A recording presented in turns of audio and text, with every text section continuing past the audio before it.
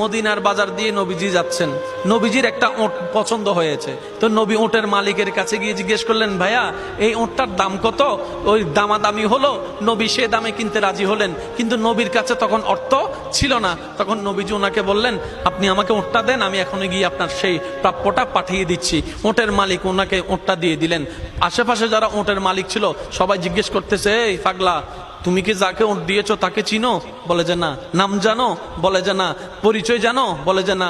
ঠিকানা জানো? না। তো তুমি যে ওটটা দিয়ে দিলা, উনি যদি ওটার টাকাটা না ফাটায় তখন তো তুমি লসের মধ্যে চলে যাবা। সে ওটের মালিক বলে, এত সুন্দর নুরানি চেহারাওয়ালা কখনো বাটপার হতে পারে না, কখনো চিটার হতে পারে না, কখনো মৃত্যুক হতে পারে না। ওনার চেহারা দেখেই তো আমি ওট বিক্রি করার আগে মনটাই বিক্রি করে দিয়েছি, মনটাই বিক্রি করে দিয়েছি, মনটাই বিক্রি করে দিয়েছি। তোমরা যাই বলো, আমার মন বলে উনি আসবেই আসবে, টাকাটা পাঠাবেই পাঠাবে। এই কথা বলতে না বলতে কিছুক্ষণ পরে নবীজির একজন সাহাবা এসে বলছেন, একটু আগে একজন ওট নিয়ে গিয়েছেন, কাছ থেকে ওটের মালিকটাকে একটু দেখতে চাই। উনি বলে যে আমার থেকে।